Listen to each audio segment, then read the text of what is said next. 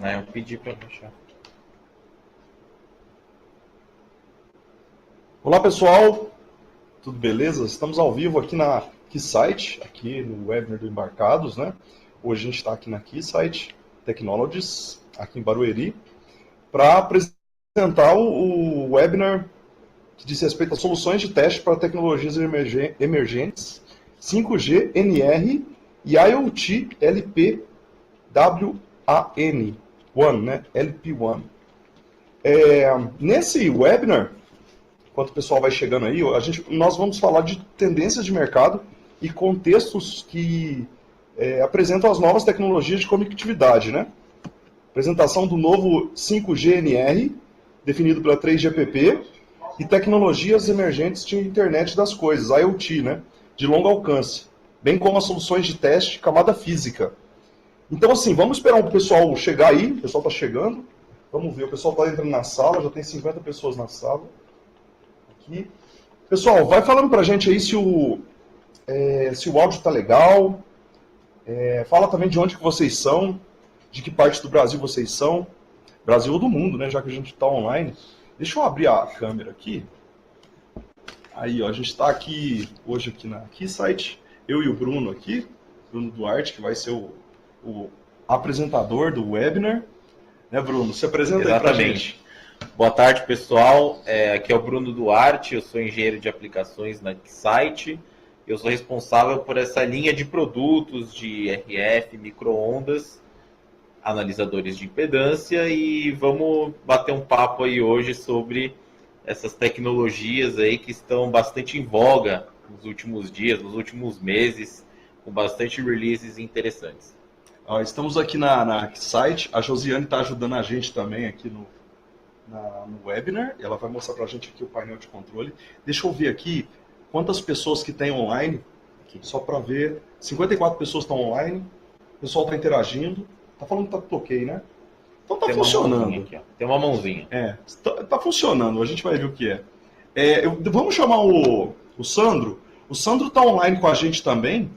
Vamos ver se o Sandro está ouvindo a gente. Ô Sandro. Boa tarde. E aí, Sandro? Tá ouvindo, Thiago? Estamos ouvindo sim, Sandro. Seja presente aí. Então tá bom. Boa tarde, pessoal. Meu nome é Sandro Silvestre, eu sou da Incal Instrumentos. A Incal Instrumentos é distribuidor autorizado dos produtos Keysight para o Brasil, para todo o mercado nacional. Eu gostaria de agradecer a oportunidade de estar junto com o Embarcados, junto com a Keysight, junto com o Bruno Duarte, e desejar a vocês que tenham um bom proveito desse webinar. Ok? Nos falamos mais tarde. Thiago, é contigo agora. Vamos lá, voltamos aqui. É isso aí, Bruno. Vamos dar prosseguimento. Então, vamos começar a apresentação. Já temos 4 minutos de webinar. Vamos lá, vamos começar a apresentação? Tá. Vamos aí, Bruno. Não, beleza, obrigado, Thiago. Só para falar um pouco mais sobre a dinâmica, na verdade, então, aqui, como são 2 macro temas sobre o 5G New Radio e sobre as tecnologias de IoT de longo alcance, eu vou fazer uma primeira segmentação que eu vou falar somente sobre 5G New Radio, fazer uma breve demonstração das nossas soluções e, em seguida, eu vou fazer uma pequena sessão de perguntas e respostas. Então, à medida que vocês forem tendo dúvida, vocês podem colocar aqui no chat à direita as perguntas que, nesse intervalo entre as apresentações, a gente vai responder as perguntas pertinentes a 5G. Em seguida, falaremos sobre IoT, seguindo a mesma dinâmica, com uma breve demonstração no meio da apresentação e a sessão de perguntas e respostas ao final também, via chat, que o Thiago ele vai coletando para que a gente responda no final. É isso aí, Bruno. Adicionalmente, também terão algumas perguntas que a gente vai colocar a primeira em breve. Então, antes de a gente já mandar a primeira pergunta, assim como teaser, vou falar aqui um pouco sobre a Keysight. Então, a Keysight Technologies, na verdade, tem a sua raiz na HP. A HP originalmente surgiu como uma empresa de teste de medição eletrônica, fabricando geradores de áudio, a princípio. Então, com a expansão da HP ao longo dos anos, em 1999, tivemos uma divisão de empresas em que tudo que não era computador, impressoras e calculadoras virou a Agilent Technologies. Então, a Agilent Technologies virou uma empresa muito grande de tecnologias que veio dentro da HP. Hoje, por exemplo, a gente tem a Broadcom, que vem da Avago, que vem da Agilent. Hoje a gente tem também a Keysight, que vem da Agilent, que a gente se separou em 2014. E voltando às raízes, nós somos hoje uma empresa totalmente focada em teste de medição eletrônica. E desde que houve essa segmentação final, digamos assim, para a Keysight, houve algumas aquisições que estão mais abaixo nesse primeiro slide. Então, nós compramos a Anite, que é uma empresa globalmente famosa pelos seus testes de protocolo e nas camadas mais superiores para conformidade de celulares. A Ixia, principalmente para testes de rede, testes de segurança, testes de vulnerabilidade de uma rede de uma maneira geral. E a Scilab, que é uma empresa mais focada em sistemas elétricos, especialmente sistemas automotivos, principalmente com esse grande crescimento dos veículos automotivos. A Scilab também é uma empresa que vem tendo grande protagonismo nos últimos anos. Beleza, bora começar a apresentação. Só colocar a primeira pergunta, só para a gente... Vamos mandar a primeira pergunta. Beleza. Relativamente a 5G, a gente tem duas faixas de frequência, que é a sub 6 GB e as ondas milimétricas. No caso de interesse de vocês, tanto para trabalho como para hobby, qual que é o maior interesse de vocês aqui? O Thiago ele vai monitorando as respostas e em seguida teremos uma resposta final daqui a uns 5 minutos. Isso, beleza. Mas é ambos, viu? O pessoal tá... É ambos, né? O pessoal tá votando mais em ambos. Manda bala. Agora, nesse momento, 50% tem interesse em ambos, ou seja, isso aí. Ambas as faixas. Isso. Ok. Então, voltando aqui, a origem do 5G, na verdade, é uma continuidade da evolução de tecnologias de celular. Então, começando do LTE, porque o LTE foi a última geração de celular, a geração comercialmente chamada de 4G, em que a gente tem 3 pontos ali. Ela teve uma evolução em termos de voz, né? Então a gente teve o VoLTE. Em termos de dados também, na verdade esse tem sido o grande pilar da evolução das tecnologias do celular ao longo do tempo, do 2G até o 5G. Tem sido principalmente o aumento da taxa de dados. Mas também o 4G conseguiu já fomentar um pouco aí de comunicação entre máquinas, ou seja, o começo do IoT utilizando a própria rede de celular, na verdade uma segmentação da operação do LTE. E o 5G New Radio, ele vem como uma continuidade, como uma próxima geração de tecnologia de celular. New Radio porque o 5G, na verdade a gente tem alguns 5Gs ao longo do mundo, ao redor do mundo, por sinal, e só que o 5G New Radio é o padrão que vem sido definido pelo 3GPP e é o padrão que provavelmente se consolidará como o LTE se consolidou. Então aqui temos um ecossistema global em termos de trials que a gente já tem de 5G ao redor do mundo em suas respectivas faixas de frequência.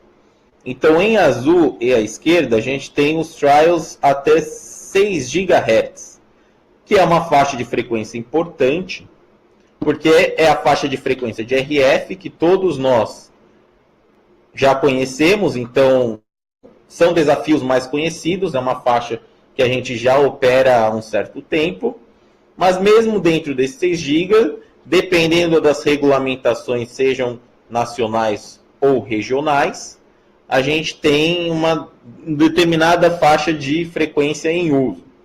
E o que é brand new, que é extremamente novo no caso do 5G, pelo menos para tecnologia celular, é o uso de micro-ondas e ondas milimétricas. Como veremos, isso trará novos desafios de teste.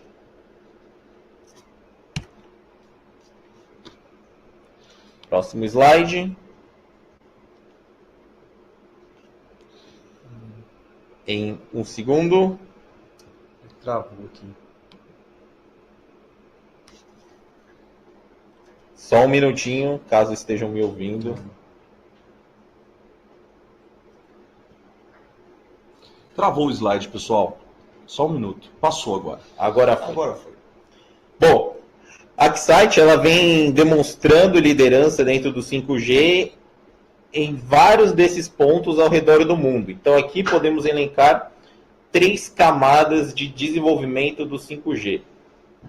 Seja em termos comerciais, principalmente então com operadoras, fabricantes de chipsets, fabricantes de celulares, como os consórcios, que são quem efetivamente acabam definindo ou ao menos influenciando as diretrizes de especificações, bem como nas universidades, que é onde a gente tem a pesquisa de base e de onde vem também muitas ideias inovadoras. Então, em diversos pontos do mundo, a Keysight ela tem alianças nessas 3 camadas e em muitos pontos, ou seja, estamos com uma grande abrangência não só no 5G, mas como no que envolve essa transformação. E à direita temos algumas palavras-chave. Seja numa tecnologia ou uma técnica que é usada no 5G como o beamforming, ou numa tecnologia atrelada ao 5G, que é o NB-IoT.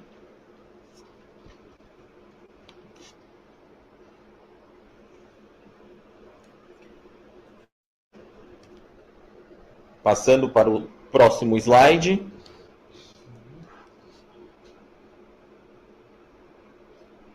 Vou tentar agora, nos próximos slides, quando eu já estiver finalizando, passar para o próximo. Aí. E aqui são alguns screenshots que a gente pode ver na internet, referentemente a parcerias que a Keysight tem feito ao redor do mundo. Então aqui são 2 exemplos que normalmente nós destacamos. A Qualcomm, por ela ser a maior fabricante aí de chips de celulares do mundo, e a Verizon, por também ser a maior operadora nos Estados Unidos e, consequentemente, uma das maiores operadoras no mundo. Eu vou tentar tocar um vídeo relativamente, inclusive, a essa parceria com a Qualcomm. Na verdade, não é um vídeo da Keysight, é simplesmente um vídeo que a gente viu na internet da própria Qualcomm, em que, se vocês puderem notar, a gente vê como que estão estreitamente relacionadas as duas companhias hoje no desenvolvimento do 5G. Aqui o Ivan diz que está no site Transform Your 5G into Reality. No site da Keysight, no início, também tem informações sobre essas novas tecnologias, né? Sim, na verdade... Tem uma parte lá especial só sobre isso. Isso, logo na página de entrada da Keysight, além dos produtos, a gente tem digamos assim, uma web página que ela é rotativa, Isso. que ela fala sobre uma determinada tecnologia.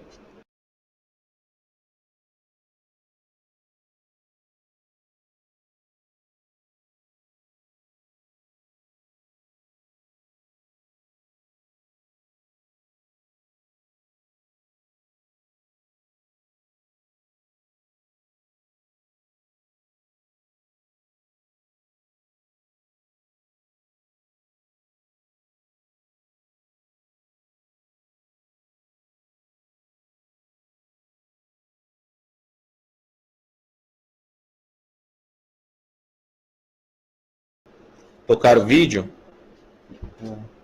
Não sei se me ouvem. Peraí, sair para absorver.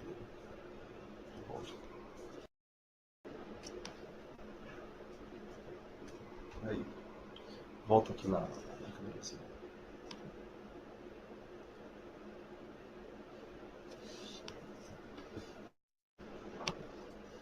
Isso, vamos voltar para a apresentação. Isso, não conseguimos colocar o vídeo, mas ele, só de procurar aqui a chamada da notícia, também a gente conseguiria ver em algum lugar. Isso aí. Ok, então, vamos retomar a apresentação, após falar dessas duas parcerias da site.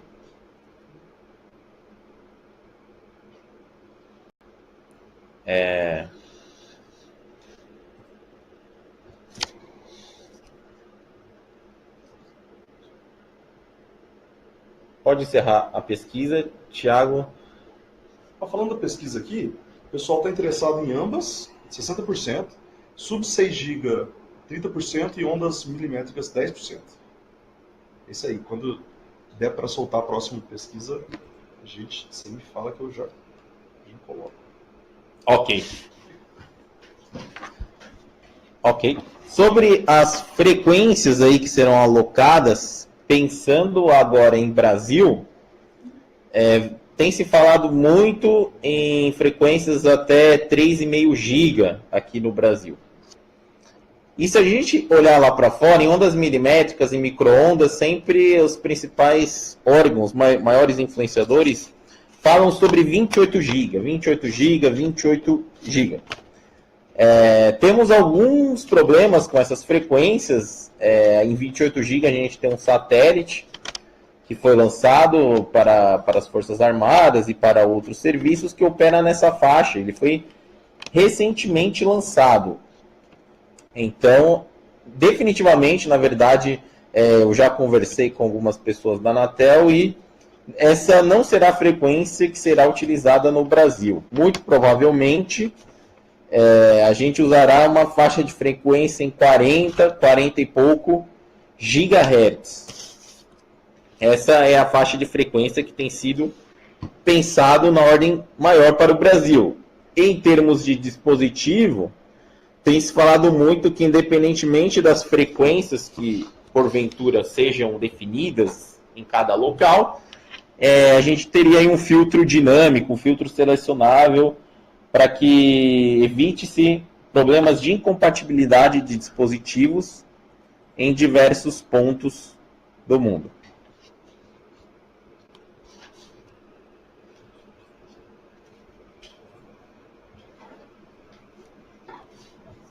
Falando um pouco mais sobre o 5G no Brasil, a gente tem o trial também, já uma particularidade um pouco mais brasileira, que é pensar no 5G a longas distâncias.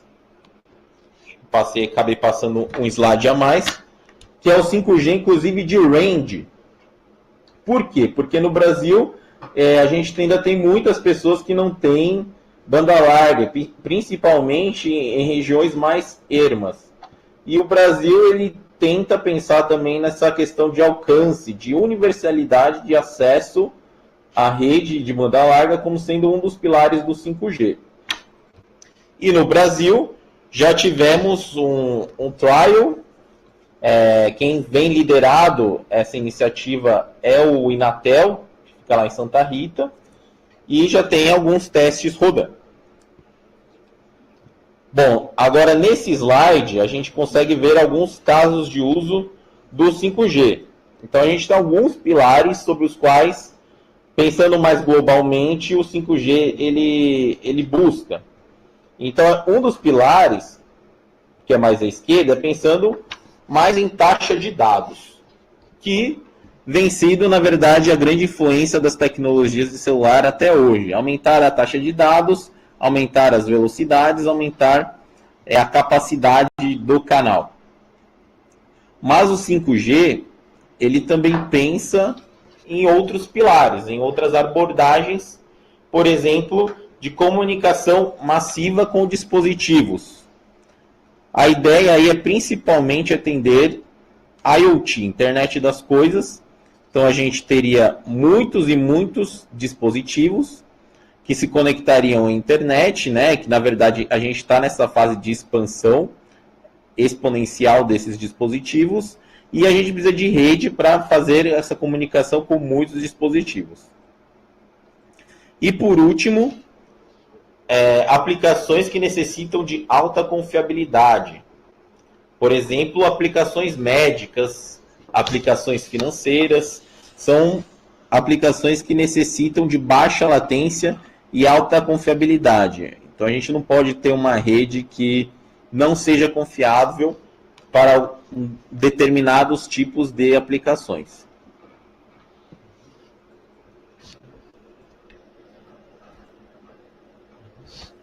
Agora, para o próximo slide, temos algumas especificações do 5G.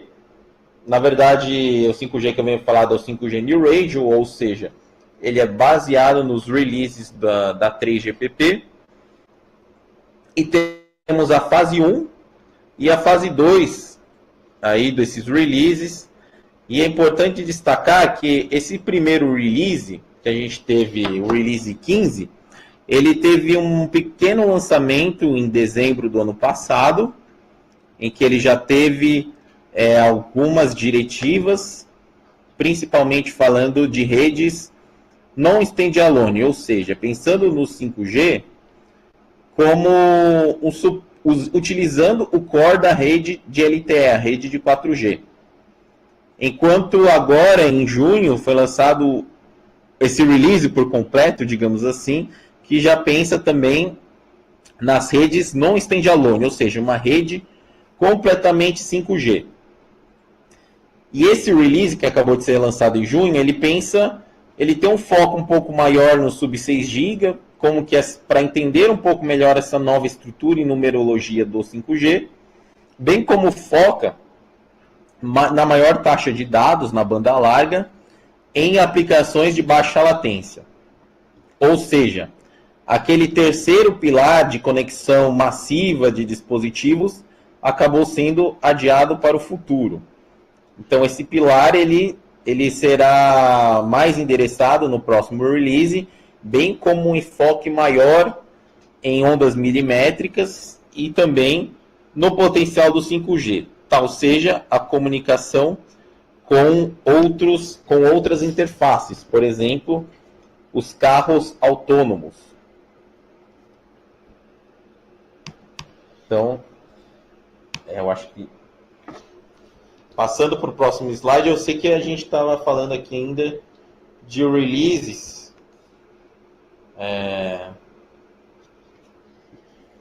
Pensando então nos releases do 3GPP, em alguns pilares, se olharmos horizontalmente, a questão da voz foi praticamente abandonada. Última vez que isso foi endereçado por meio do Volt ali no release 12, ali ainda dentro do LTE. As duas linhas mais centrais, que relativas à banda larga e à comunicação com dispositivos, vêm sendo endereçadas nos releases 14, 15 e ainda no futuro 16. E se por um lado vem se falando menos de voz, tem um pilar que vai ser mais desenvolvido, que é o V2X, que é para comunicação utilizando a infraestrutura de celular para veículos, principalmente os veículos autônomos.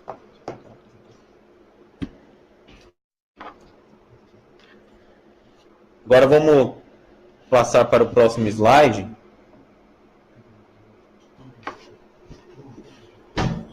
Aqui é um outro jeito de ver, na verdade, esses releases, pensando na timeline. Como eu mencionei anteriormente, se a gente olhar o release 15, que acabou de ser completado em junho, a gente teve o early drop no final de 2017, então aqui a gente tem uma precisão um pouco melhor em termos de anos, né, em termos de lançamentos, e agora começa-se a trabalhar no release 16, que é a fase 2 do 5G New Radio, que aborda mais aqueles aspectos que eu mencionei anteriormente, como a comunicação massiva com dispositivos, principalmente ondas milimétricas também.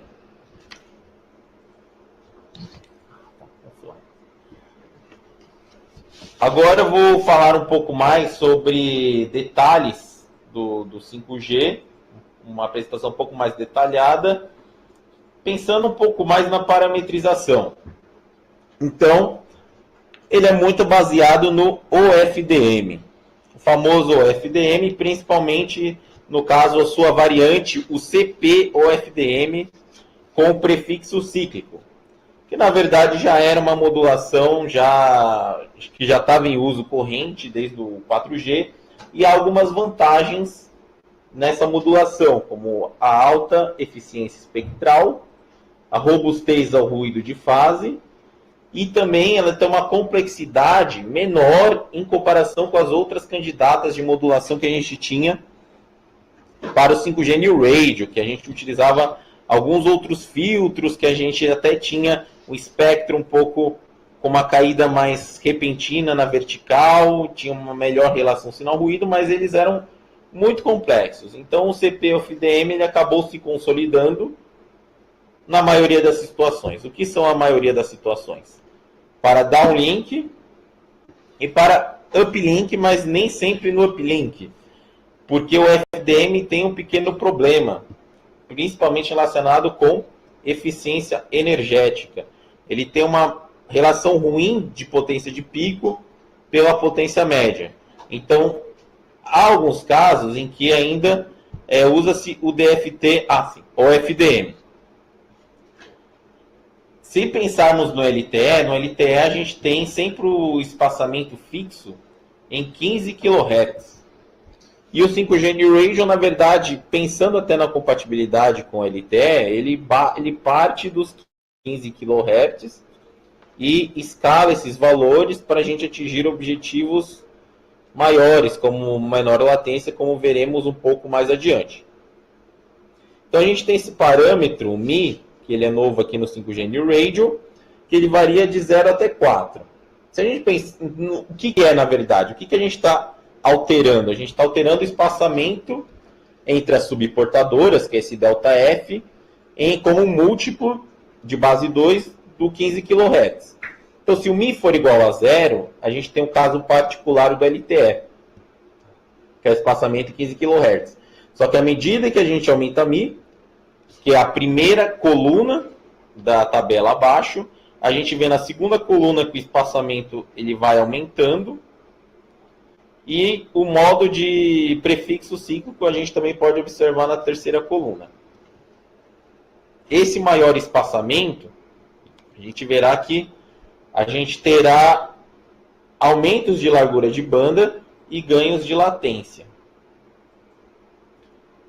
Se formos pensarmos em termos de símbolos, a gente pode pensar no exemplo, de novo, partindo do LTE, que é uma abordagem um pouco mais intuitiva. Para 15 kHz, que é o caso aqui do LTE, a gente tinha o conceito de slot, em que um slot era 1 milissegundo, e nesse 1 milissegundo, eu vou ter aí 14 símbolos OFDM. Como eu acredito que está no slide agora, que a gente pode ver como seriam esses exemplos. No mesmo intervalo aqui ele pega meio segundo, apenas para exemplificar, mas a gente consegue ver que no mesmo intervalo de tempo, o que está acontecendo? A gente tem mini slots. Se antes o slot durava 1 milissegundo, a gente vai cada vez diminuir esses tempos de transmissão. Então a gente vai ganhar latência e vai aumentar também o quê? O número de recursos que a gente está transmitindo, aqueles famosos resource blocks, na mesma unidade de tempo. Agora, esse próximo slide, ele detalha um pouco mais... O exemplo de numerologia está um pouco mais genérico, agora na estrutura do frame, acredito que dê para ver um pouco melhor, sempre pegando o caso, então. No caso do 15 kHz de espaçamento de largura de banda, a gente tem um slot de 1 milissegundo, e nesse slot a gente tem 14 símbolos. E aí, à medida que a gente vai aumentando o espaçamento, a gente diminui a duração que esses 14 símbolos ficam ativos. A gente tem até uma formulinha ali à esquerda. O tamanho do slot, na verdade, esse novo tamanho do slot ele é dado justamente pela divisão daquele 2 elevado a mi que a gente mencionou anteriormente.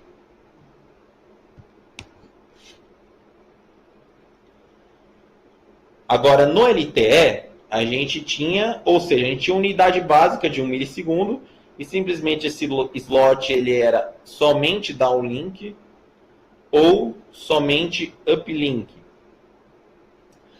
No entanto, no 5G New Radio, como a gente consegue, até pensando na compatibilidade anterior, a gente consegue ver que a gente consegue segregar essa transmissão de maneira mixada, né, de maneira misturada. Ou seja, a gente vai ter várias combinações de downlinks e uplinks naquele mesmo intervalo de tempo. Isso será auxiliado, como a gente verá, pelas as partes, as bandwidth parts, que também será um conceito novo do 5G New Radio. Então, pensando nos recursos físicos, né, os resource blocks do LTE, por exemplo.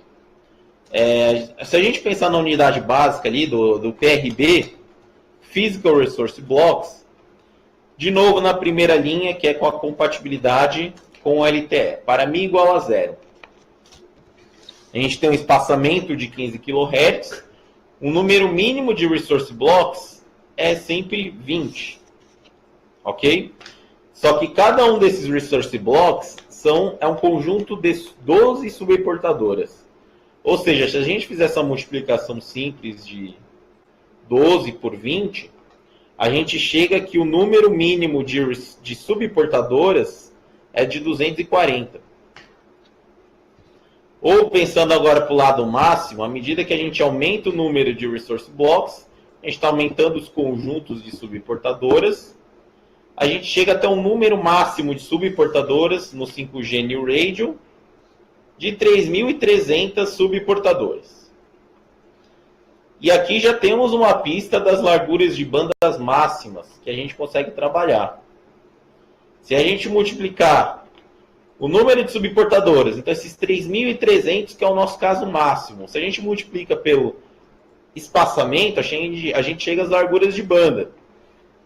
Então, no primeiro caso, mesmo mantendo a compatibilidade com o LTE, a gente já tem uma sutil diferença, né? Porque no LTE a gente tinha os 20 MHz por component carrier. Aqui a gente chega até 50 MHz, mesmo com espaçamento de 15 kHz.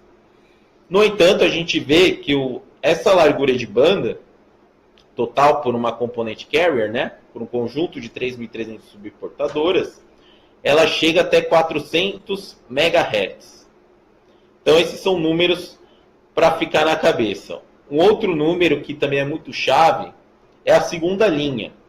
A segunda linha, que já tem um pouco de escalação, né, com I igual a 1, já é um pouco diferente da LTE, no 5G New Radio, a gente tem uma largura de banda de 100 MHz. Esse número ele é chave também, porque é o que a gente consegue usar em Sub-6, que são os primeiros trials, que é por onde a gente vem tendo mais contato com o 5G New Radio no curto prazo. Agora, até pensando numa maneira mais gráfica, como que fica o efeito desse aumento de espaçamento? Então, para uma dada frequência, a gente tem a comparação de espaçamentos e a sua implicação na maior largura de banda à direita.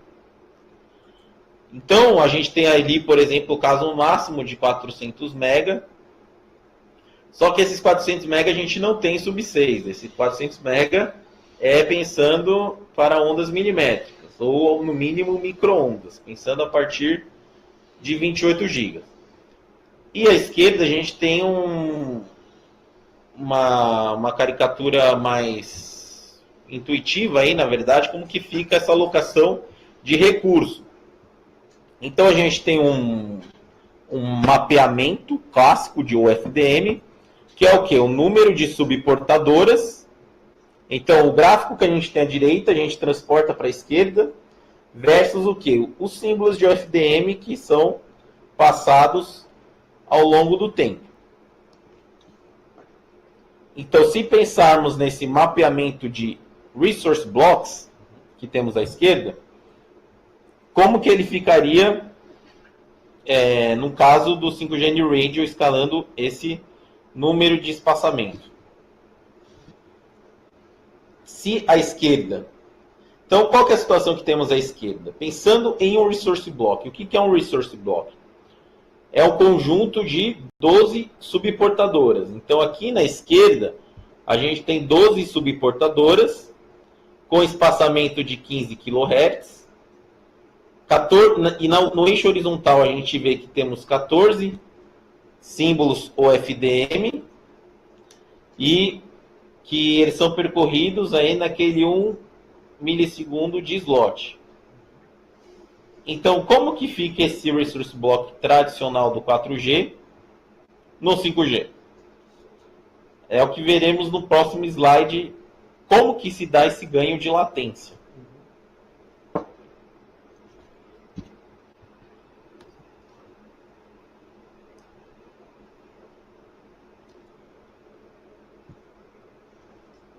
O pessoal tá mandando pergunta aqui, Bruno.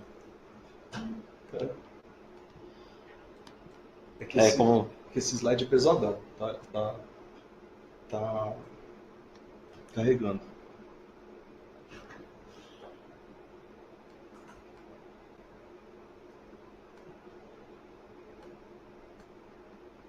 Como talvez... Carregou ele aí. Acho que agora foi. Isso. Ele é pesadão, mas veio. Então ele acabou vindo o slide. Então se a gente vê, o que a gente tem à esquerda? Na verdade, é exatamente o mesmo Resource Block que a gente tinha no slide anterior, só que a gente está trabalhando ali em 3 GHz, por exemplo. Como fica essa mudança quando a gente parte para o 28 GB? Então, no slide da direita, a gente vê esse estreitamento. Ou seja, a gente está transmitindo mais Resource Blocks no intervalo de tempo menor. A gente está transmitindo mais informação ou a mesma informação no menor intervalo de tempo. Ou pensando no mesmo intervalo de tempo, mais informações. Então aqui é um exemplo mais genérico ainda, pensando no FDM, no mapeamento aí de símbolos de OFDM por subportadoras. A gente tem um elemento de recurso que está destacado em vermelho, e esse elemento de recurso ele está relacionado com os eixos X e Y. Esse slide que está agora, ele é bem importante, ele resume muitos aspectos importantes do 5G, a começar pela tabela no canto superior direito. Então o que a gente tem nessa tabela? A gente tem os intervalos de frequência de operação do 5G. Então a gente lá vê o FR1, Frequency Range 1, que é o sub 6 GB, que é o que a gente tem, no Brasil principalmente, o enfoque tem sido maior. No entanto, invariavelmente, em algum momento também teremos que começar a fazer testes práticos em ondas milimétricas, que é o FR2, o Frequency Range 2.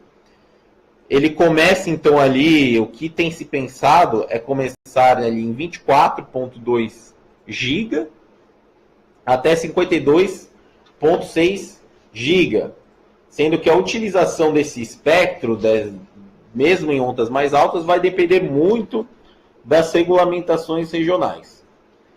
Então, esse é o primeiro ponto de destaque. E embaixo a gente vê tabelas de segmentação de casos de uso, como se daria a configuração do 5G New Radio. Na tabela de cima, utilização do espectro para frequências abaixo de 6 GHz. Ou na parte de baixo, utilização do espectro para frequências em ondas milimétricas. Então a gente tem na primeira coluna esquerda o espaçamento entre as subportadoras. Notem que predominantemente ali a gente vai ter em 6 GB o espaçamento de 15 e de 30 kHz. E nas ondas milimétricas o espaçamento de 60 e 120 kHz. E o que isso implica? Agora, se vocês olharem para a tabela no lado oposto, no lado direito, a gente vai ter o quê? A largura de banda máxima. Então, 100 MHz, a gente não atinge com espaçamento de 15 kHz. Não em conformidade com a 3GPP. Na verdade, ainda essa largura de banda máxima de 100 MHz em 6 GB é para o espaçamento de 30 kHz. Se a gente mantiver o espaçamento do LTE de 15 kg, a gente expandiria a largura de banda de uma CC de 20 MHz para 50 MHz. Então a gente consegue ver que o potencial está o quê? Nas ondas milimétricas, onde a gente tem largura de banda até 400 MHz com espaçamento de 120 kHz. E em linha aí, né, com essa, digamos, transposição um pouco mais suave do 4G com 5G, a gente vê que tem muitos pontos em comum do New Radio com LTE. Em função principalmente do espaçamento de 15 kHz. Mas se pensarmos também nos canais de operação, então os canais de sincronização, os canais de downlink, os canais de uplink, se mapearmos os canais do 5G New Radio, a gente consegue ver nessa tabela que a grande maioria dos canais, eles são comuns, são os canais em preto. São os canais que são usados tanto no LTE como no 5G New Radio. E em roxo a gente vê o quê? Os canais adicionais que a gente tem no 5G New Radio. Ou seja, a gente vê que realmente é mantida uma grande similaridade. Bom, esses slides, esses dois próximos eu vou passar rapidamente, mas a ideia deles é o quê? Aqui é a geração de um sinal UFDM, passando pelas principais características, como a modulação, o mapeamento de recursos e a geração do FDM. Então, essa é a geração de um sinal downlink. Se mantivermos em mente essa geração desse sinal downlink e comparar com uplink, no uplink a gente também tem a mesma geração, que é o que a gente manteve em cima, só que abaixo a gente tem outro esquema de uplink, que é com essa codificação ali em DFT, pré-codificação, essa transformada de pré-codificação, que é uma etapa adicional entre o bloco de mapeamento de camadas e o bloco de codificação. A gente tem essa etapa a mais quando estamos interessados em maior eficiência de energia. Agora, um ponto que também é diferente no 5G New Radio é a sinalização. Na verdade, se pensarmos na sinalização do LTE, ele já tinha pensado nisso, mas não tinha sido muito usado porque não era necessário, que é o acesso inicial que vai ser carregado muito em breve no próximo slide do acesso. Então, no LTE, o que fazia a sinalização, digamos, o primeiro handshake no LTE? A gente tem alguns sinais de sincronização, tem o sinal primário, o sinal secundário e o sinal de broadcast do lado do downlink, e do lado do uplink a gente tem o canal de acesso aleatório. E agora a gente vai ver no slide como se dá essa dinâmica entre o downlink e o uplink, mesmo utilizando os mesmos canais do LTE, a gente tem uma dinâmica um pouco mais diferente, que já tinha sido pensado no LTE, mas agora ela passa a ser imprescindível. Por quê? Porque se a gente pensarmos em ondas milimétricas, a gente tem um problema de atenuação do ar. Então, a atenuação no espaço livre, até os 6 GHz, ela é tranquila de ser trabalhada. Só que quando a gente aumenta a frequência, a gente vai ter um problema dessa atenuação. E como a gente supera esse problema de atenuação? A gente faz feixes mais estreitos, né? A gente aumenta a diretividade no nosso sinal, fazendo com que ele vá mais longe. Então aqui a gente tem um exemplo como é feita essa sinalização. Então basicamente a nossa estação rádio base ela fica fazendo uma varredura no espaço, Então pensa num feixe, né? Ele fica rotacionando em 360 graus continuamente, até que o user mobile ele avisa qual que é o bin selecionável e por fim ocorre um estreitamento do feixe de maneira que ele fique atrelado, né? Aquele canal e aquela ligação entre a estação rádio base e entre o user equipment. Então isso é feito toda vez, Bruno?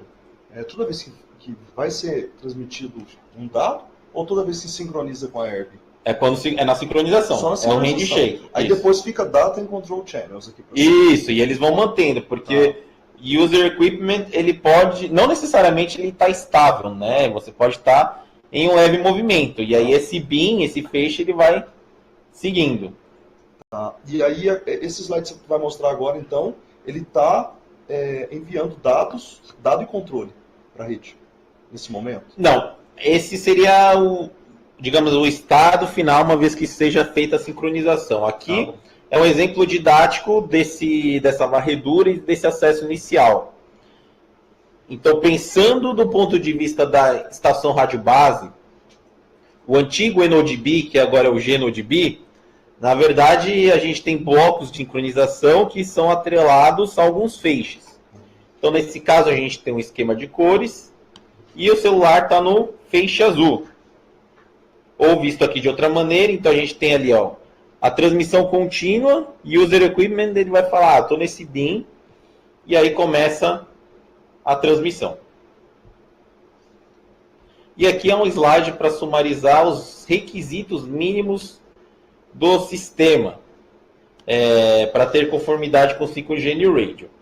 Então, se vocês forem pensar lá atrás, espaçamento em sub-6, ele poderia ser 15, 30 ou 60, que nem está destacado ali. No entanto, esse 60 kHz não é parte do mínimo, digamos assim.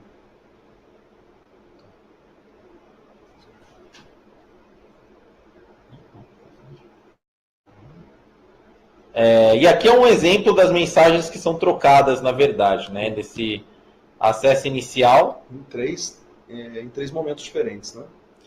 Aqui são 4 momentos. Mas a gente vê que isso, aqui a gente tem as descrições na mensagem, então são as 4 mensagens até que seja feito o bin reporting, né, que é esse fechamento.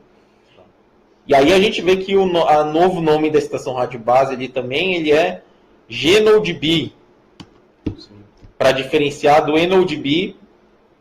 Não é à toa, na verdade, não é só porque mudou de tecnologia que mudou o nome, mas é porque o 5G New Radio ele pode funcionar com a rede de LTE, ou com o ENODB como provedor da rede, e o GNODB na parte mais periférica, digamos assim. Perfeito. E aqui é interessante notar o quê? Que o tamanho desses blocos, esses blocos de sinalização, esses são dados em bursts, eles são periódicos, então eles se repetem a cada 20 milissegundos, e eles são maiores para as mais altas frequências. Então, na tabela, no canto inferior esquerdo, a gente vê o quê? Que até 3 GB, esse bloco ele tem um tamanho de 4, só que se passarmos para ondas milimétricas, esse valor chega até 64. E isso vai influenciar o quê? Como que eu ocupo as subportadoras em função do mapeamento nesse acesso inicial.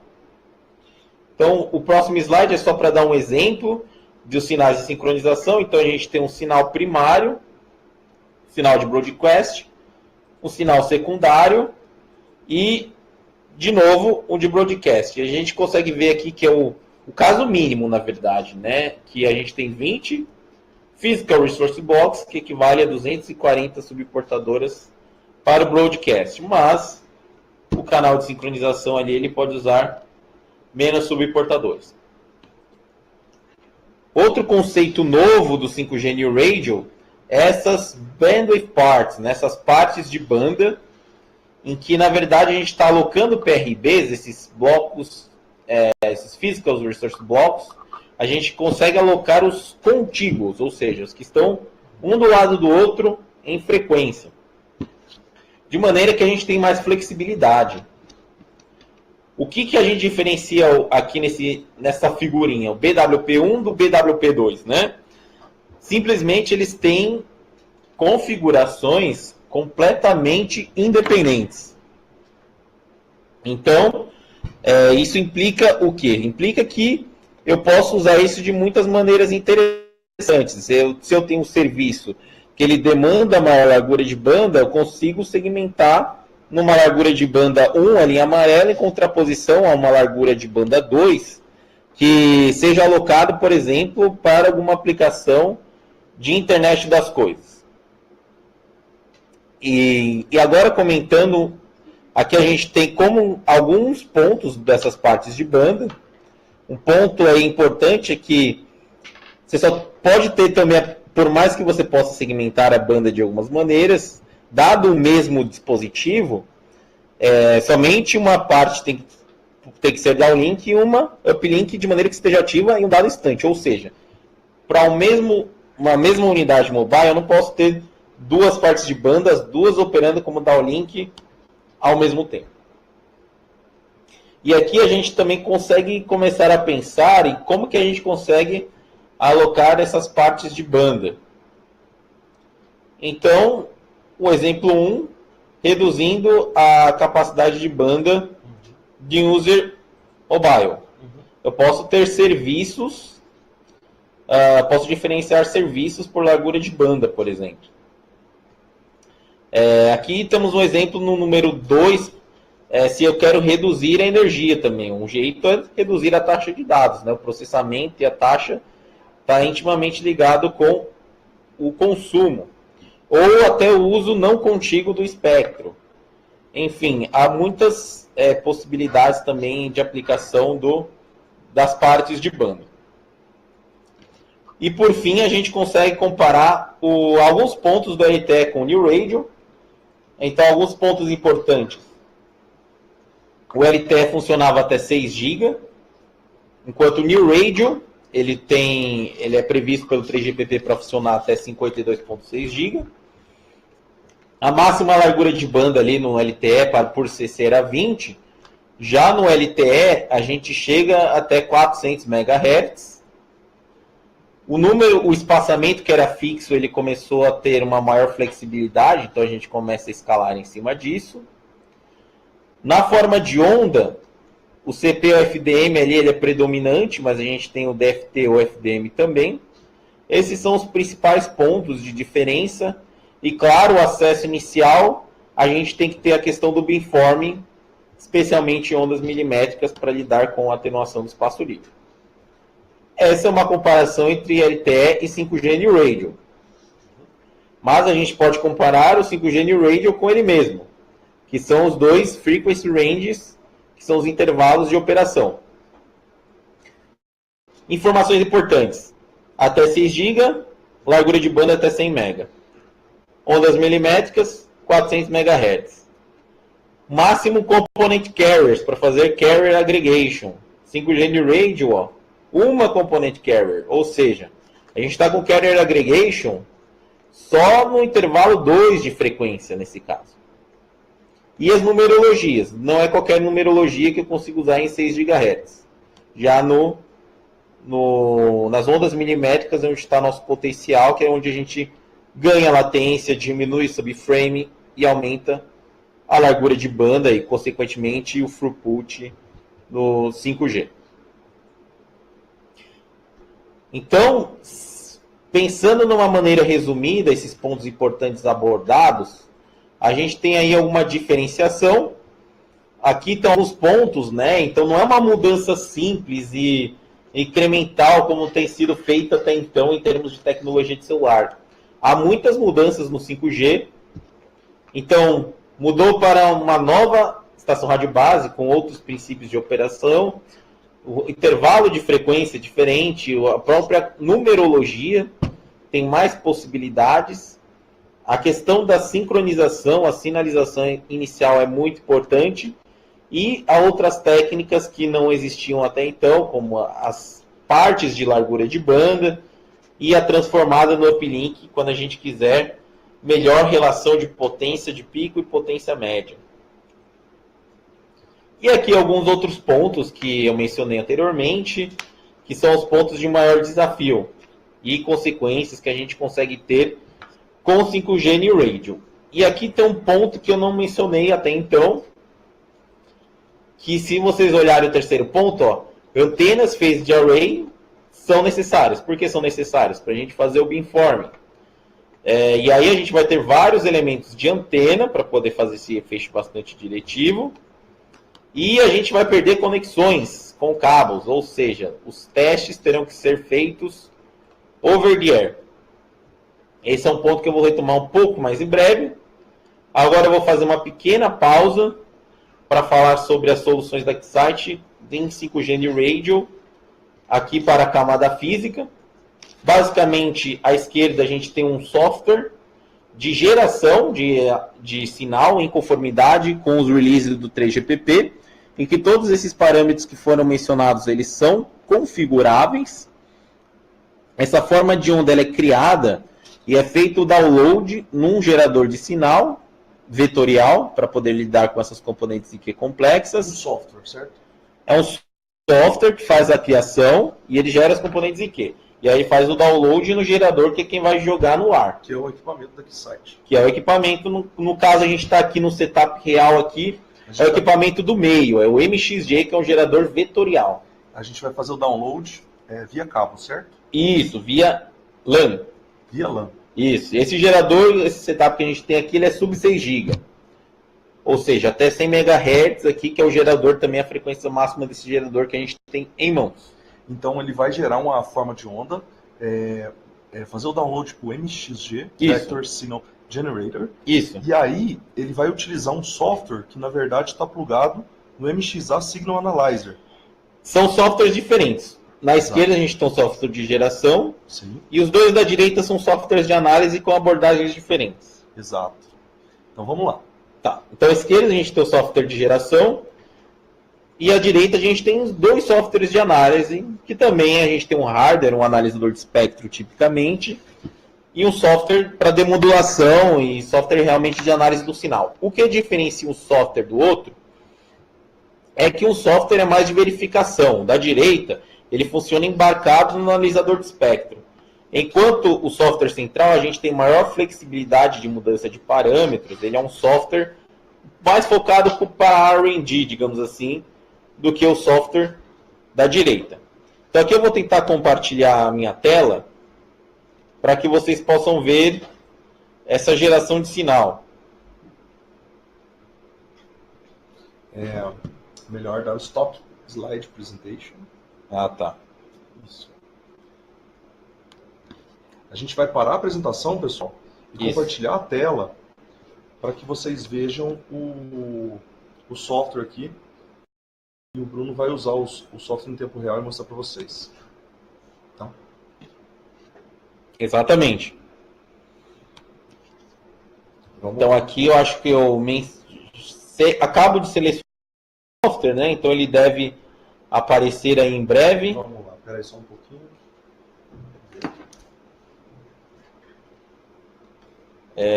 Vamos ver se ele aparece. Daqui a pouco vai aparecer, espera aí. Bom, então na verdade esse software é chamado de Signal Studio, porque Signal Studio é uma classe de softwares. Então a gente tem soluções aí de geração do Signal Studio, não só para 5G New Radio, mas para outras tecnologias. Então a gente tem o Signal Studio para IoT, que eu vou usar posteriormente, a gente tem o Signal Studio para Bluetooth, a gente tem o Signal Studio para Wireless LAN, Signal Studio para tudo que é tecnologia, para GSM e assim por diante. Então essa é a tela do Signal Studio, todos aqueles parâmetros que eu mencionei anteriormente a gente consegue configurar. Ele tem uma estrutura de árvore, então aqui vou definir a frequência, amplitude, quais são as portadoras, então posso criar mais de uma portadora na minha largura de banda, qual que vai ser a numerologia. Lembram dos MIS e das larguras e do espaçamento entre as subportadoras? Qual que vai ser o prefixo cíclico, se ele vai ser o normal, se ele vai ser o estendível? como que a gente vai dividir as bandwidth parts, né, as partes de banda dentro dessa numerologia, e o setup dos canais. Então, em amarelo, embaixo a gente tem também uma visualização de como a gente está alocando os resource blocks aqui, em função dos slots. Então, em amarelo, a gente tem os sinais de sincronização e de broadcast. E em verde, a gente tem um sinal de downlink aqui, do shared channel, por exemplo.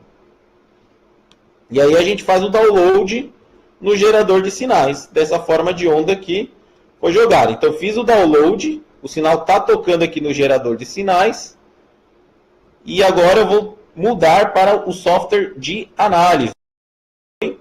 A geração de sinais. Agora eu vou mudar para a análise de sinais, que é feita nesse momento com aquele software central que eu mencionei, que ele tem uma flexibilidade maior.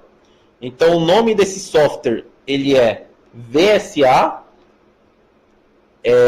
O VSA ele é um software de análise vetorial, e esse software ele roda em diversas plataformas também da Excite. Então, ele pode rodar tanto embarcado no analisador de espectro, como dentro do osciloscópio, ou também ele pode funcionar externamente. Ele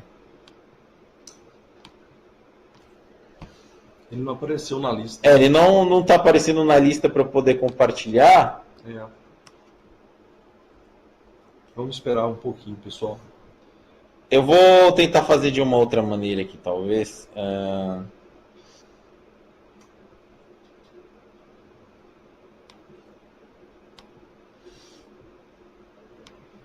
Talvez se eu Isso, compartilhar sua tela, né? compartilhar só a tela, em vez de compartilhar a tela do software, talvez dê para fazer alguma coisa. Talvez sim.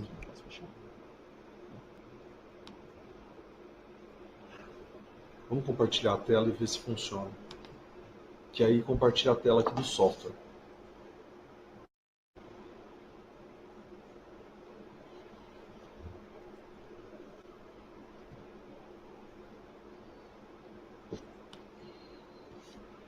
Vamos ver se agora vai.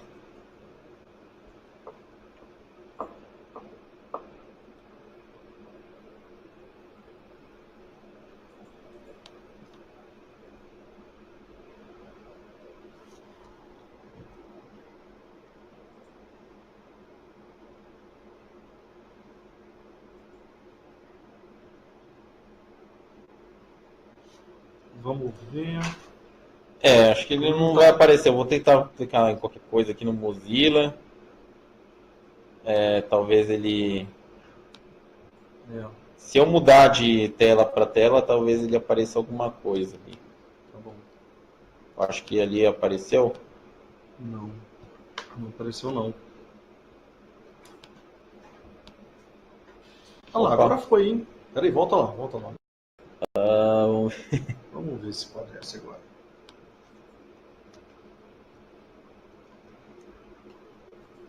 Não tá funcionando, talvez. Não, acho que não está funcionando não. Então, Só tá tela infinita. Vamos voltar lá pro... porque ele só tá meio que vendo sempre o Mozilla, né? Vou tentar uma outra coisa, que é mudar para esse daqui.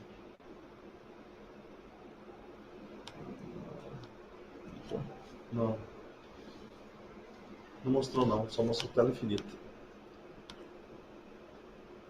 Ele não apareceu aí não. Tá, eu tenho uma ideia aqui, rapidinho. Volta lá no... Não, eu vou tirar o print screen para pelo menos mandar, vou tentar compartilhar o Paint. Que aí a gente pelo menos vê a tela do software. Isso, vamos ver se... Eu acabei de tirar o print screen, eu vou tentar mostrar aqui. Você tem que tentar compartilhar de novo. Ele não está aparecendo, eu vou fechar isso aqui.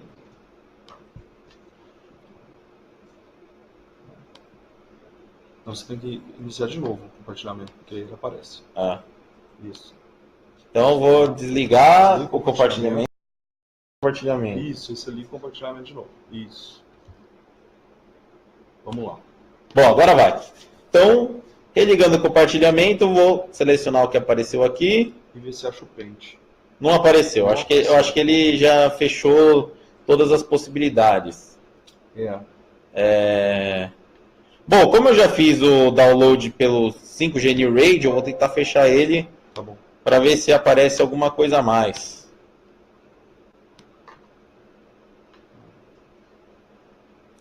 Ele não atualiza, Tá. Então, dona Lau.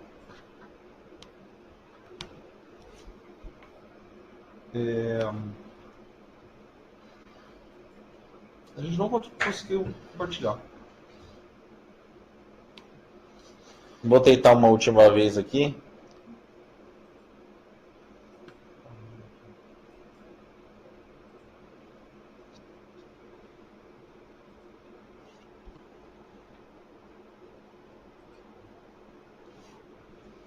Bom, mas nesse software de análise, então, a gente vê exatamente como seria aquela forma de onda, né? Como seria a constelação do sinal, o espectro e também todos aqueles parâmetros que a gente viu anteriormente. Como que fica realmente a qualidade da transmissão do sinal do 5G New Radio.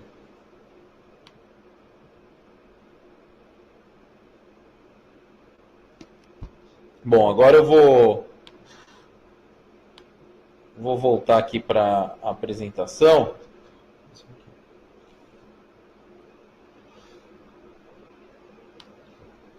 Então, só para retomar aqui, então. A gente está carregando a apresentação, pessoal.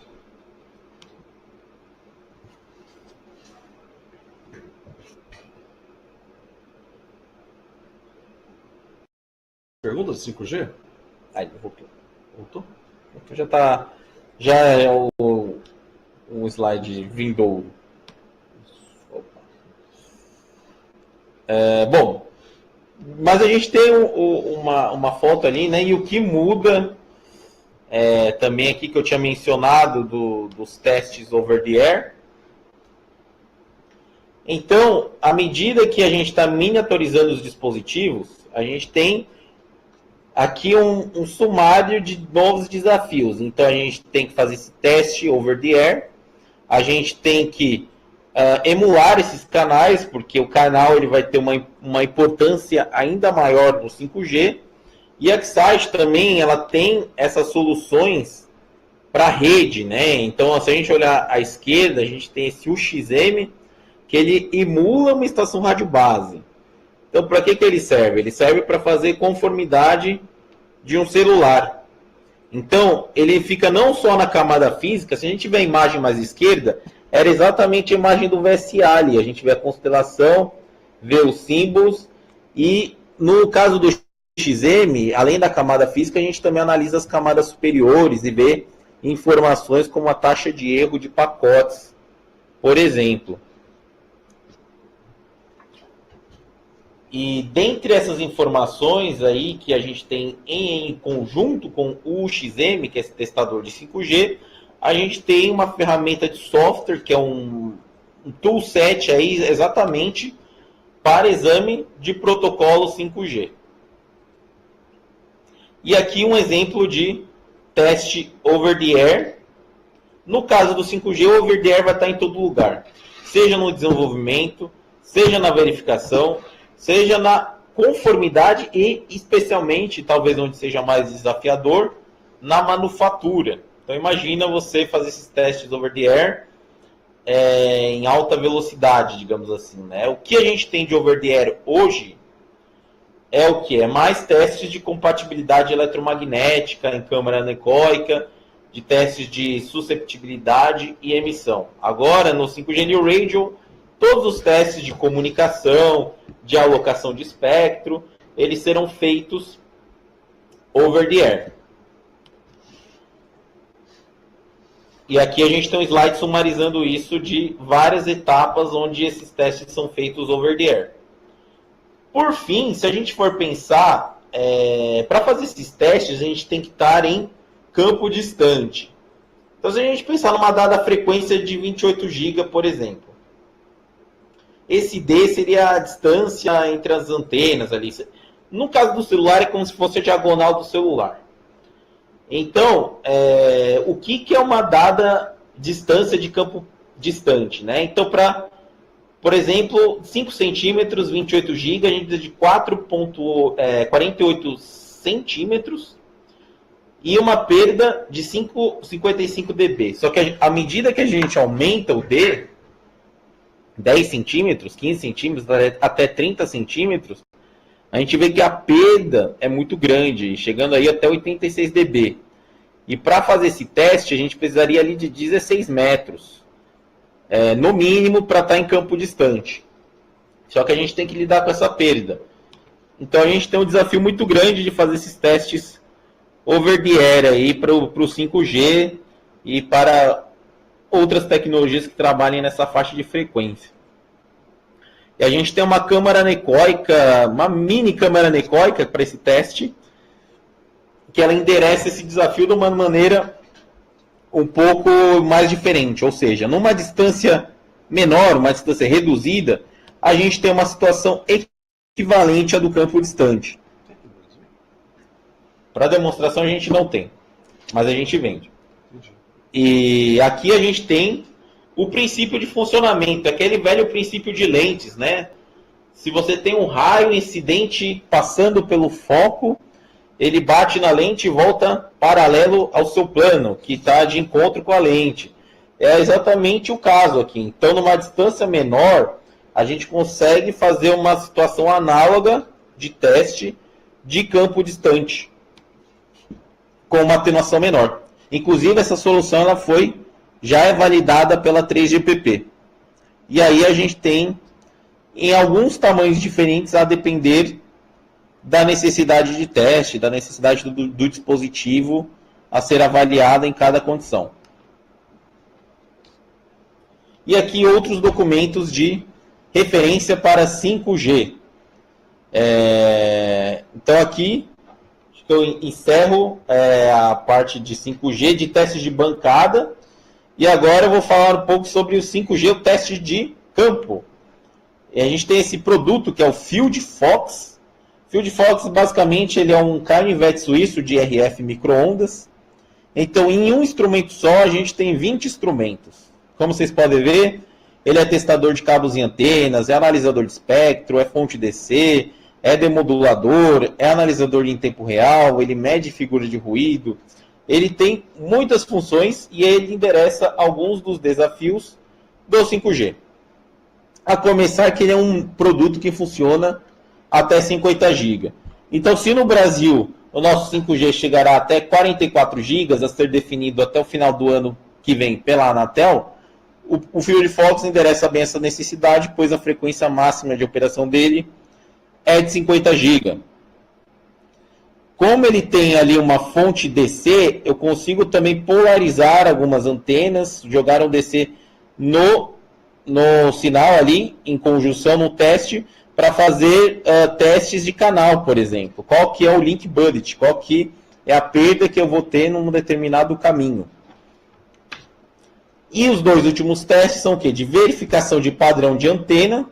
Com o FieldFox, a gente tem um setup giratório também, com uma antena de referência, e com o FieldFox a gente consegue ver como que está o diagrama de radiação, o que é muito importante no nosso caso, já que a gente está fazendo beamforming e beam steering, e no caso de monitoramento de cobertura de sinal.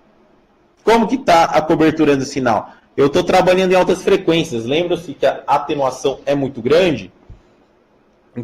Então, se eu tenho os meus canais alocados, qual que é a potência que está chegando num determinado local que pode ser atrelado a uma coordenada geográfica exportada para o Google Earth, por exemplo. E como eu tenho que fazer beamforming, eu preciso de phased array para fazer a composição dos feixes. Se eu preciso de um phased array, o FieldFox ele tem também uma função de voltímetro vetorial para medir a diferença de fase.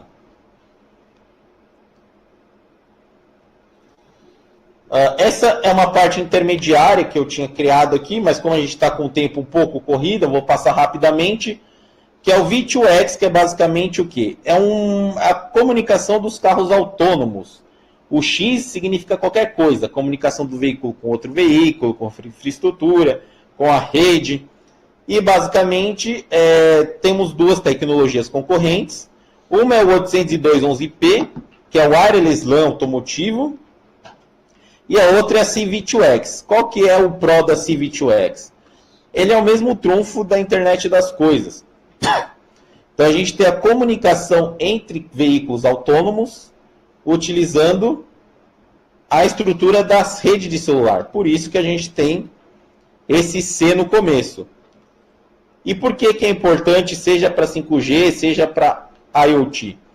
Porque o 5G ele tem que ser pensado também no próximo release para ter compatibilidade com esses novos cenários. Então, dentre essas duas tecnologias concorrentes para carros autônomos, a gente tem alguns prós e contras.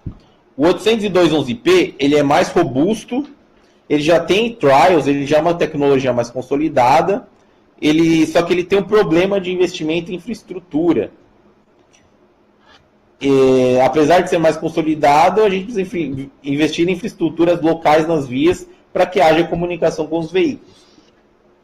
Já no caso do celular, do CV2X, usaria-se a própria estrutura de celular. No entanto, ainda não há trials, ainda está numa fase muito incipiente. No entanto, empresas grandes como a Qualcomm, elas têm fomentado muito a ideia do CV2X, especialmente como caminho de evolução, de compatibilidade com 5G, em vez de uma infraestrutura, um investimento exclusivo para aquela solução. E essa é a nossa solução pronta para fazer testes de conformidade, testes de operação, para comunicações de carros autônomos, seja com o 802.11p, seja no futuro aí para o CV2X. É isso aí, Bruno. Vamos fazer perguntas? Vamos, 5 minutinhos. Vamos lá, abre a câmera. Tem várias perguntas aqui, ó. Abre a câmera aí pra gente. Vai falando aí que... Aqui, beleza. Só para o pessoal ver que a gente está vivo aqui. Exatamente. Gente, a gente está ao vivo. Pô, a gente é meio doido de fazer um negócio ao vivo também, viu? Para uns probleminhas. Mas tudo bem, vamos às perguntas. Vamos lá. O Antônio comenta que a Qualcomm tem um front-end MMIC e equipamentos de teste. Você citou, né, sobre... A Qualcomm citou sobre a Broadcom, citou sobre várias empresas. A Keysight tem essas parcerias em termos globais, né? Sim. Na verdade, a pergunta ali, alguém da Qualcomm está disposto a falar? Isso. A gente poderia perguntar diretamente para eles, viu, Antônio? Teve um webinar de 5G, Antônio, aqui no Embarcados com a Qualcomm. Então, vai lá, acessa lá. É um webinar de 1 hora só falando sobre 5G. Beleza? A gente tem contatos aí, qualquer coisa pode entrar em contato também, a gente pode alinhar alguma coisa. Vão ficar os contatos para vocês mandarem perguntas, vocês podem mandar perguntas também lá na página do webinar também, tá? Mas no final a gente vai dar todos os contatos também. Exatamente. Vamos lá. O Picasso, ele comentou que ele já fez demo 5G com aplicação de realidade virtual. Ô Picasso, depois você manda pra gente de onde você está falando, pra gente ter mais informações sobre sua demo, beleza? Ó, o Vitor comentou aqui, nesse primeiro momento, as releases da 3GPP não abordam a utilização de ondas milimétricas em comunicação celular, smartphones. Você, Bruno, acredita na viabilidade dessa utilização do smartphone? Eu acredito, com certeza. No entanto, temos um desafio peculiar no Brasil, que a gente vai precisar de uma rede mais densa, digamos, de G-Node-Bs, de estações radiobases. E no Brasil isso é muito municipalizado. A gente depende muito de regulamentações municipais que colocam barreiras para as operadoras fazerem essas implementações. Inclusive, na verdade, são problemas já no 4G. No 5G, ele tende a ser um problema maior, e a Anatel tem trabalhado nisso também, essa questão de regulamentação, e é uma questão importante. Eu vejo hoje que esse é o maior entrave brasileiro, na verdade, é a regulamentação municipal, porque para a gente sobrepor esse gargalo dos vários G-Node-Bs. O Picasso O Picasso comentou aqui sobre que a Vivo já fez demo de 5G. Uhum. Você já viu demo de 5G aqui no Brasil? A gente já fez, na verdade, né, também. Conta mais. A gente faz principalmente com o setup do MXA, do XA, com geração e análise de espectro. Claro que para onda milimétrica, a gente tem o XA, que é o nosso analisador, que ele chega até 110 GHz, ele tem uma largura de banda até 9.6. A gente fez um trial pequenas distâncias, porque a gente não tem mais infraestruturas além disso, aprende a própria conexão cabeada. Vamos para a última? Tá bom. Vamos para a última do Vitor.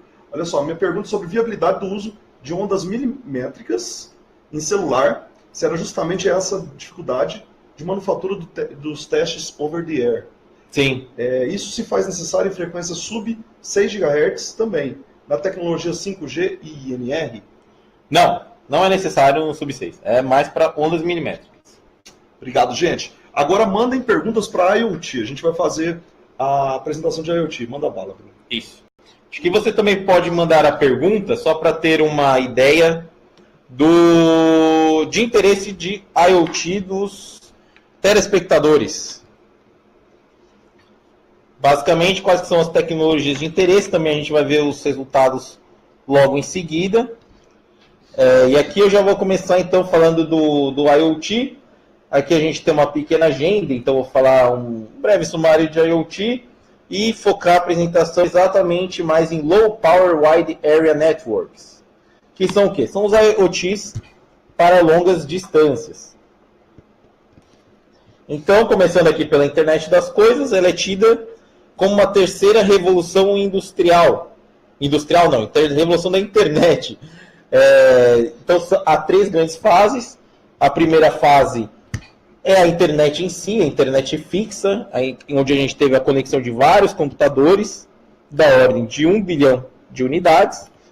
Nos anos 2000, a gente teve os celulares e o crescimento dos smartphones, então a gente teve a internet mobile, com aumento de mais de 2 bilhões de unidades, então de X a gente passou para 3X, e a internet das coisas com aumento maior ainda até 50 bilhões de unidades.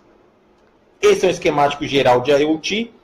Basicamente, um monte de tecnologias trabalhando em diversas aplicações, mas, a grosso modo, sensores e atuadores na periferia, gateways intermediários e o núcleo da rede, na maioria das aplicações, em cloud, aplicações na nuvem.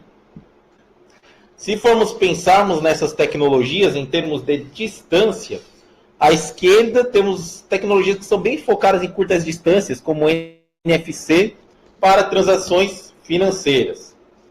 E temos diversas aplicações, diversas tecnologias. À medida que vamos aumentando a distância, ou seja, a abrangência de uma determinada rede, que pode passar de Personal Area Network para Wide Area Network, a gente tem aí distâncias até quase 100 quilômetros. E o que é interessante notar, que em verde a gente tem tecnologias que já estão consolidadas. Em vermelho a gente tem tecnologias que são emergentes. E para longas distâncias a gente não tem tecnologias verdes, não há consolidação de energias ou de tecnologia para longa distância, por isso que esse é um mercado bastante efervescente hoje. Então, dentro do Low Power Area and Network, dentro desse slide, a gente tem basicamente em cima o 3GPP NB IoT, que é o licenciado, e embaixo Sigfox, LoRa e Telensa não licenciados. Agora, falando um pouco mais e definindo o que é Low Power Wide Area, se definirmos e dividirmos as tecnologias de IoT em 2 eixos, no plano cartesiano. Pensa no eixo X como alcance de uma tecnologia. E pensa no eixo Y como o consumo de energia e a taxa de dados. O Low Power Wide Area, na verdade, a gente está pensando em baixíssima taxa de dados. Se eu tenho uma baixa taxa de dados, eu tenho um baixo consumo de energia. E essa baixíssima taxa de dados, a gente está pensando aí em grandes áreas. Pensa, por exemplo, em aplicações rurais. Então, dentro desse quadrante, a gente está no longo alcance, baixa taxa de dados, baixo consumo de energia. A gente já tem alguns testes justamente para avaliar esse contexto de RF. E os 2 pontos bem interessantes aí é o que? Link budget, né? Ou seja, eu consigo ter uma diferença de potência ali de 20 dB, né? Vou até 20 dB mais longe do que um celular, por exemplo. Então vou mais longe. E a vida útil de uma bateria, a gente está falando de 10 anos. Porque se eu consumo baixa taxa de dados, eu mando poucos bits uma vez por dia, eu não consumo energia. Então eu duro bastante. A duração da bateria é bastante longa. E embaixo a gente tem algumas imagens de algumas aplicações que tem a ver aí com essas tecnologias de IoT de longa distância. Então a gente tem muitos sensores, seja para Smart Cities, seja, por exemplo, para aplicações rurais, para monitoramento, seja do boi ou do seu animal de estimação, caso ele venha a se perder, eles estão todas dentro desse ecossistema de IoT. E a gente está falando aqui de frequências relativamente baixas, né? Essas tecnologias, elas estão aqui dentro do sub-gigas. Tipicamente, a gente está falando aí até 1 GHz. Então aqui a gente tem alguns exemplos de algumas tecnologias, bem como algumas faixas de frequência em alguns lugares do mundo. Eu vou focar mais o que? Em LoRa, que é o que está em azul. No Brasil, a gente está falando aí de 900 e pouco mega, 905 mega, 908 megahertz. Só que essas tecnologias de IoT em longa distância, como eu mencionei anteriormente, são elencadas em 2 grupos. O licenciado, o que é o licenciado? Eu tenho um espectro meu, eu pago aluguel por essa alocação em frequência, que é o caso das operadoras, por exemplo. Paga para o governo, né? Paga para o governo, exatamente. Tá. Então, já que eu tenho o meu espectro para fornecer serviço de LTE ou de 5G, eu pego uma pequena largura de banda e aproveito a minha estrutura de celular para oferecer esse serviço como internet das coisas, que é o caso do NB-IoT. Mas, falando do não licenciado, a gente tem nesse slide as principais tecnologias, basicamente Sigfox, LoRa e Telensa. Sigfox, na verdade, é uma startup francesa, então se a gente vê os trials, os Sigfox são maiores na própria França e na Espanha, porque a Telefônica é uma das principais sponsors dessa tecnologia, e eles funcionam com essa Ultra Narrow Bandwidth. Então a gente está falando de um throughput ali de 100 bits por segundo. É bem pouca coisa. Tanto é que o Sigfox fala ali que a bateria deles, a expectativa é que durem até 20 anos. Só que o Sigfox, eles são um pouco mais fechados aí em termos de desenvolvimento e teste. Já o LoRa, ele é baseado na rede LoRaWAN, que na verdade temos lá os dispositivos de LoRa na periferia, o gateway e a rede. Então, o LoRa, na verdade, é acrônimo para Long Range, que está nesse ecossistema de rede LoRaWAN. E aqui a gente tem alguns parâmetros de LoRa.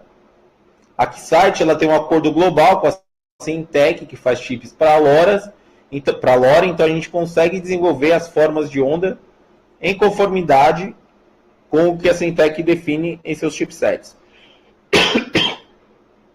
E aqui alguns parâmetros dessa transmissão.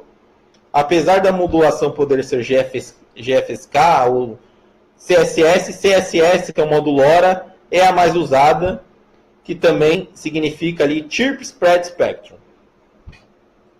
E analogamente ao 5G New Radio, a Keysight também tem a solução para geração e análise de sinal LoRa. Na verdade, esses testes de RF foram puxados pela FCC. E como eu mostrarei posteriormente, a gente tem os nossos testes brasileiros também, que a Anatel vem falando. Mas basicamente os testes aqui de LoRa são TX e RX, analogamente ao 5G, a gente tem um software Signal Studio, só que em vez de ser Signal Studio para 5G New Radio, a gente tem o Signal Studio para IoT. Ou seja, ele vai gerar não só LoRa, vai gerar Zigbee, vai gerar Wi-SUN e outras tecnologias de IoT. Mas pensando em LoRa, vai gerar o sinal LoRa, vai fazer o download no MXG e mandar para o dispositivo que a gente quer testar. Do lado da análise, também de maneira análoga, a gente tem os softwares de demodulação. Esse ainda é uma foto do Signal Studio, que eu vou tentar puxar aqui e compartilhar na tela. E agora a gente tem o setup de análise, baseado o quê? No analisador de espectro, seja com uma aplicação embarcada, seja com um software VSA externo. Aqui é um setup que a gente fez.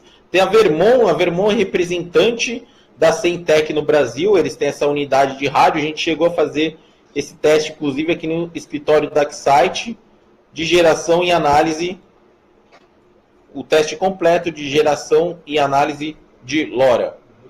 Então aqui eu vou ver se conseguiremos compartilhar a geração e análise, enquanto isso, em seguida, aqui na própria apresentação, tem alguns print screens. Então a gente tem como que seria a análise, né? Essa seria a análise na aplicação embarcada, então a gente analisaria com o próprio FM, porque no fundo o LoRa é uma modulação analógica por frequência, e aí a gente consegue ver as principais parametrizações. Que parametrizações são essas? São os testes que temos que fazer de conformidade de sinal de LoRa. Aqui um exemplo é de 125 kg de desvio em frequência. E aqui a gente consegue ver os bits demodulados, e ter essa estrutura.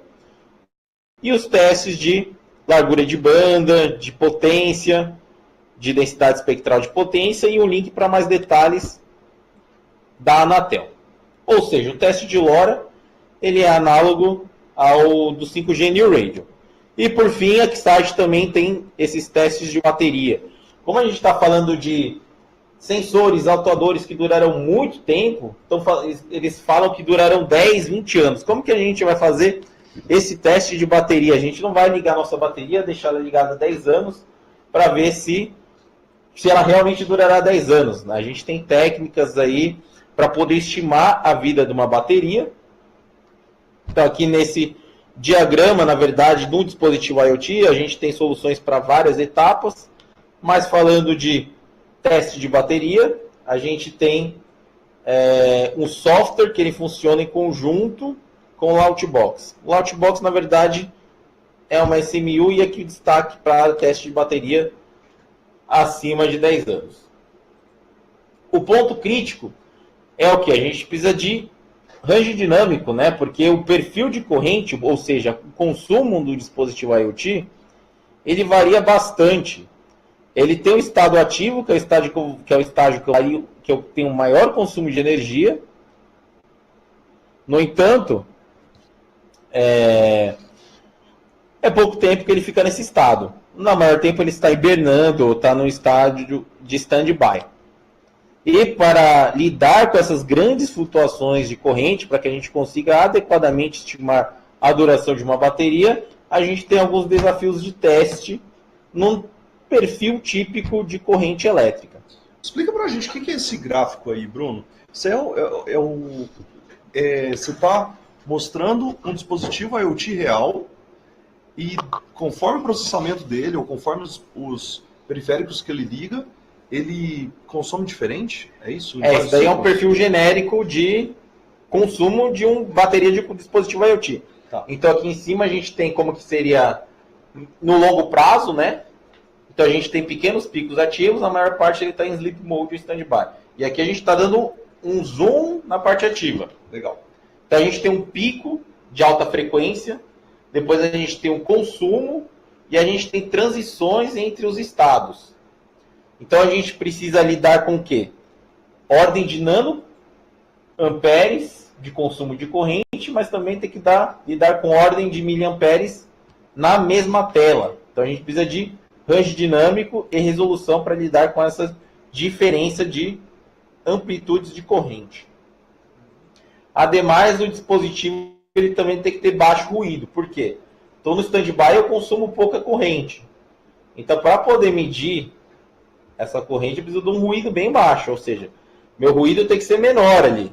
Mas com essas ondas tudo quadradinho aí... Não, agora a gente vai ver um teste real aqui. Legal. Do screenshot que a gente fez. Legal. Vou passar alguns slides, já que está no final, vou para o teste mais prático.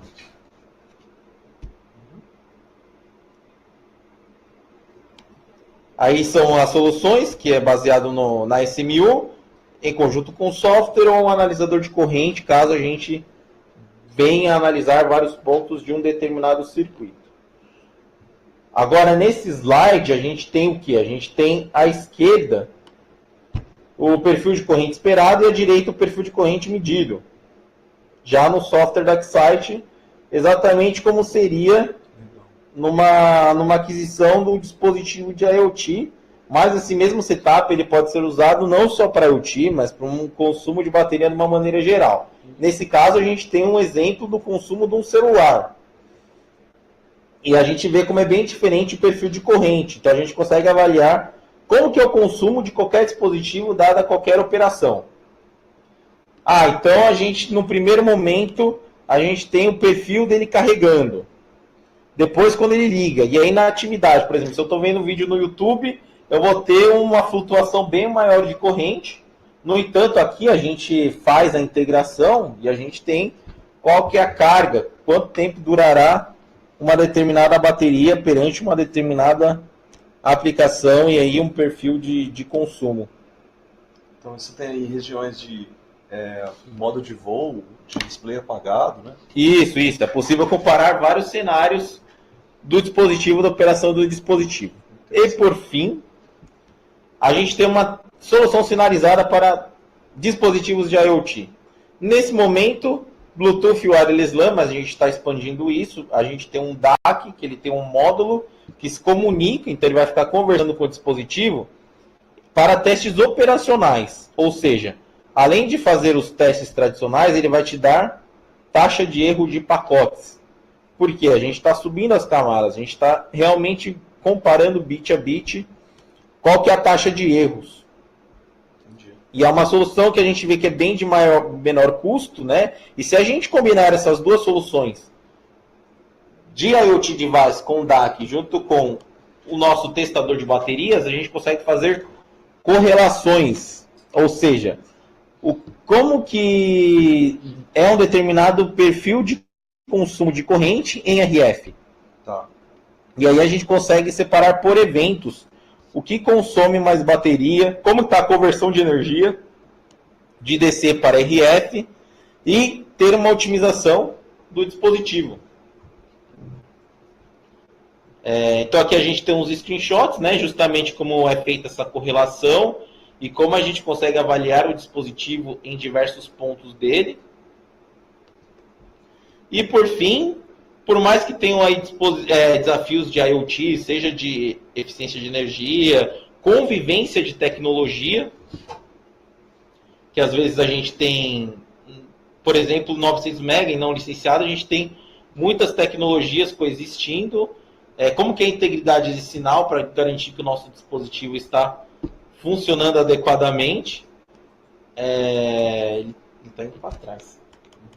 Os slides começaram indo para trás, mas esses últimos slides basicamente falam que a gente tem a Excite, ela tem solução em qualquer etapa do desenvolvimento do produto. Bom, a gente estourou aí, desculpa pessoal, acabamos estourando um pouco tempo aí, alguns minutos. Acho que a gente tem aquela última enquete a ser feita, Thiago, por gentileza, que é baseado no que vocês viram, né? O que vocês teriam maior interesse. Eu vou aqui, pessoal. Deixa eu voltar aqui. Vou colocar aqui. Vocês me veem aqui. Eu vou colocar uma enquete aqui. Que enquete a gente coloca? Qual a tecnologia IoT que você trabalha hoje ou pretende trabalhar no futuro? É só para a gente medir o interesse de vocês na tecnologia que vocês vão usar nos projetos de vocês. Eu vou publicar o resultado no final, tá? eu lancei aí. Enquanto isso, a gente vai ver as perguntas. Vamos responder algumas perguntas? Tá bom? Vamos lá. Deixa eu colocar aqui uma pergunta e mandar as perguntas pro pessoal. Deixa eu ver a pergunta sobre IoT. Vamos lá, gente. Manda a pergunta de IoT pra gente. Teve uma pergunta aqui sobre LoRa e Sigfox. Ele perguntou sobre LoRa e Sigfox, só que a gente já falou sobre as bandas não licenciadas, LoRa e Sigfox também. O Bruno apresentou um pouco também. Se vocês tiverem alguma pergunta, mande aqui, que ainda tem um tempinho, tá? Exatamente. Vamos lá. A gente tá vendo que o LoRa tá na frente, né? O LoRa tá na frente. Tem muita gente que usa LoRa. O pessoal cria a sua própria infraestrutura, né? Enquanto no Sigfox você não precisa criar a estrutura de rádio base, né? No LoRa você precisa criar toda a infra, né? É o contrário. O Sigfox você tem que ter uma infraestrutura de estação rádio base Sigfox. Exato, isso que eu quis dizer. O LoRa, ele na verdade, você bota um gateway ali e joga para a nuvem. Foi isso que eu quis dizer, exato. Você precisa de mais dispositivos no LoRa. Tipo, se a sua empresa quiser desenvolver, você precisa de comprar mais dispositivos. O gateway e os dispositivos. Né? Isso, em LoRa a gente tem empresas que já estão fazendo um trial, já são praticamente operadoras de LoRa. Principalmente nas capitais, São Paulo, Rio de Janeiro, Belo Horizonte. A gente tem empresas que comercialmente já estão oferecendo serviço de LoRa para monitoração da sua rede. Se você tem uma rede de dispositivos um pouco maior, você já consegue fazer esse tipo de contratação de serviço. Agora ficou grandão. Aqui, ó, quem venceu foi o LoRa. Eu vou acabar aqui a enquete. O LoRa ganhou com 32%, Narrowband IoT 21%, e depois WLAN 16%. As consolidadas, a diferença é que o Wireless LAN e Bluetooth é para uma menor distância, né? Na verdade, depende muito da aplicação. Se for uma automação residencial, com certeza, interessante é você ter ali o Wireless LAN ou Bluetooth. É isso aí. Aqui, o Ivan pergunta se o LoRa pode se firmar no Brasil. Muita gente fica com essa dúvida em todas as tecnologias, na verdade. Né? Tem alguma coisa para comentar? Eu acho que sim. É aquela velha história o que acaba se firmando não necessariamente é o melhor, é o que consegue ter um bom compromisso entre operação e custo-benefício. Então foi assim com as redes IP, foi assim com o próprio Wireless LAN versus WiMAX, e eu acho que o LoRa está indo nesse mesmo caminho. Ele vai ter o melhor compromisso de custo-benefício e operação. Tem já novidades da Anatel sobre LoRa, então assim, já existem certificações, né? Já é possível homologar seu produto LoRa. Acredito que sim. Exatamente. Inclusive em um dos slides, talvez eu tenha passado rapidamente, mas na tabela de testes tem um link da Anatel para esses testes. Então tá bom. A gente vai disponibilizar esses slides? Ou parte dos slides? Sim. Então, pessoal, a gente vai disponibilizar. A gente vai ver qual foi a melhor forma, se a gente disponibiliza um link para vocês baixarem, ou se a gente manda para vocês, ou se deixa lá aberto no site. Eu vou conversar com o pessoal desse site. Obrigado, hein, Bruno? Obrigado aí Muito obrigado. Pelo show. Só tem a última enquete, por gentileza, que é... Vamos terminar essa... Dado toda a apresentação... Deixa eu colocar uma última pergunta para vocês. Então, a gente traz sempre conteúdo aqui e é muito gratificante receber toda essa informação. Isso aqui foi uma aula de telecomunicações, né? Que normalmente a gente não consegue ver uma aula dessa por aí não, viu? Isso aqui é uma satisfação imensa poder participar disso. Vamos lá, vamos fazer a última enquete aqui. Acho que passou o e-mail aqui, deixa eu ver. Pode abrir esse daí. Esse arquivo, ele é o...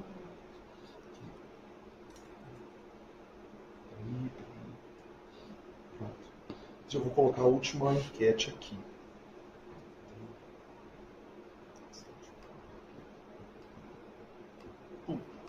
Tá, a última enquete é o seguinte. Qual dessas duas aqui? Tem que ser a penúltima, na verdade. Essa aqui. Você tem interesse em alguma solução da Keysight? Que a gente fez várias perguntas aí, mostrou vários equipamentos, né? A gente quer saber se vocês têm mais interesse em IoT comunicações, teste de bateria ou 5G. Beleza? só para ver o que a gente fala mais nos próximos webinars também. Algum interesse a mais para focar nas próximas apresentações? Beleza, gente? Obrigado aí pelas respostas. Então, a gente vai despedir de vocês agora. Esse webinar vai ficar disponível na internet. Tá? É só entrar lá nos webinars do Embarcados, vocês vão encontrar esse webinar. No final eu vou dar a resposta dessa enquete, claro. Obrigado, viu, Bruno? Muito obrigado, Thiago. Obrigado, pessoal, aí, gente, por foi um show, a apresentação. Né? Foi um show do Bruno. Qualquer coisa, por favor, entre em contato e... Vamos escrever seu e-mail. Muito obrigado. Aqui. Qual é o seu e-mail, Bruno? É bruno.duarte@keysite.com. Bruno.duarte. A gente vai escrever isso, aqui. bruno.duarte. A Gisele está ajudando a gente. @keysite.com. A gente deixou o contato aqui, tá? Mas só mandar e-mail pra gente aqui que a gente direciona também. Exatamente. Ou diretamente ou pelo Embarcados. Muito obrigado. Gente, bom demais. Deixa eu dar a resposta, então. Deixa eu dar a resposta. Então, IoT, comunicações, 45%. Foi o vencedor. Depois veio 5G, 25%. E IoT, 20%. Obrigado, pessoal. Vamos encerrar aqui. Isso aqui vai ficar gravado, então. Se tiverem dúvida com relação a 5G e todas as outras tecnologias que a gente falou aqui de IoT, só assistir de novo, tá bom? Obrigado, gente. Tchau. Obrigado.